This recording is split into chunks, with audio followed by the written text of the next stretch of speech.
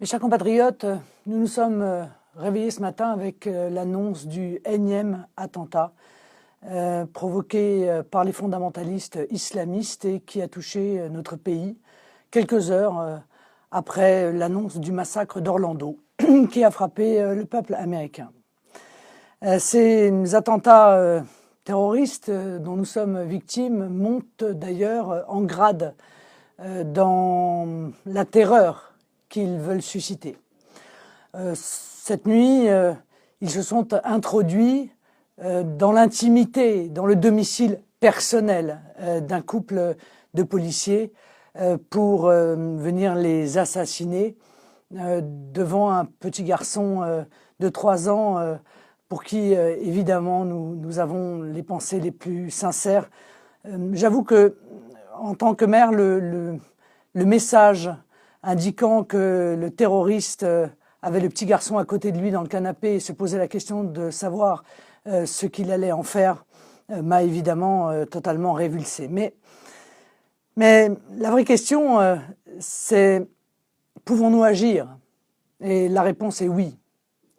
L'autre question, c'est agissons-nous? Et la réponse aujourd'hui, hélas, est non. On nous explique partout que nous n'avons pas les moyens, que comment donc peut-on arrêter quelqu'un qui envisage de commettre des actes, qui est en lien avec des filières djihadistes, mais qui n'est pas encore passé à l'acte. Bien sûr que nous pouvons le faire, nous avons les moyens légaux de le faire, et notamment je réclame maintenant l'application de l'article 411-4 du Code pénal. Cet article permet, dès que l'on est convaincu qu'un homme ou une femme a des relations avec l'entreprise État islamique, l'organisation État islamique, de le traîner devant la cour d'assises et de le mettre hors d'état de nuire. Je vous lis cet article 411-4, manifestement oublié par notre justice.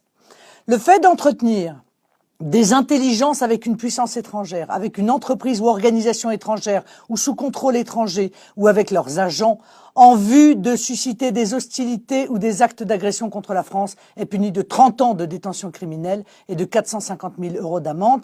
Il en est de même pour le fait de fournir à cette puissance étrangère, à cette entreprise ou à cette organisation étrangère les moyens d'entreprendre des hostilités ou d'accomplir des actes d'agression. Voilà. Si cette mesure-là avait été mise en œuvre pour celui qui a lâchement assassiné ce couple de policiers, lorsqu'il est passé devant le tribunal en 2013, eh bien, il n'aurait pas pu commettre cet acte, car il a déjà été condamné.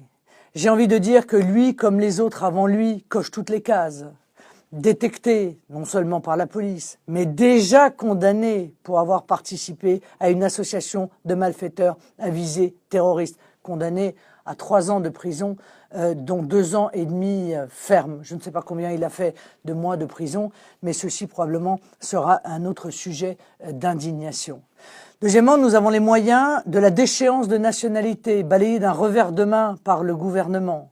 Ceci permettrait évidemment, lorsque ces gens sont condamnés comme il l'a été en 2013, parce que je suppose qu'il doit être binational, comme l'était d'ailleurs une grande partie de ceux avec lesquels il a été condamné en 2013, eh bien, il aurait été déchu de la nationalité, il aurait été évidemment expulsé et n'aurait pas pu revenir si tant est qu'entre-temps nous ayons retrouvé des frontières, conditions sine qua non pour assurer la sécurité des Français. Enfin, permettez-moi, est-ce qu'on se donne vraiment les moyens de lutter contre la radicalité, lutter contre le fondamentalisme islamiste?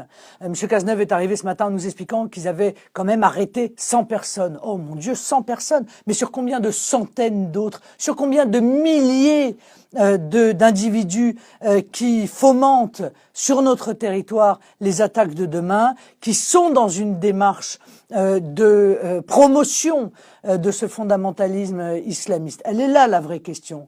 On a fait le minimum pour les médias, pour la galerie, mais la vraie lutte contre le fondamentalisme, vous le savez pertinemment, elle n'a pas été aujourd'hui engagée. Alors le gouvernement, aujourd'hui, je suis malheureuse de le dire, il ne protège pas les Français.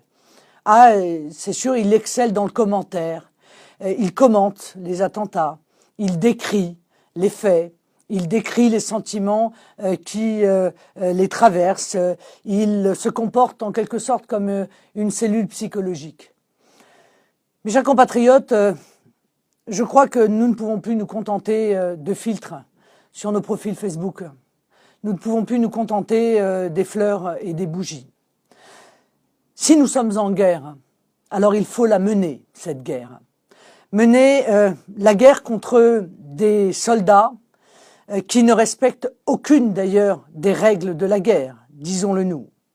Il faut nous donner les moyens de la mener et de protéger nos compatriotes français parce que, au-delà du chagrin, au-delà de la compassion, au-delà de la révolte que nous ressentons tous ce matin, c'est cela que nous attendons du gouvernement français et du président de la République. Protéger les Français.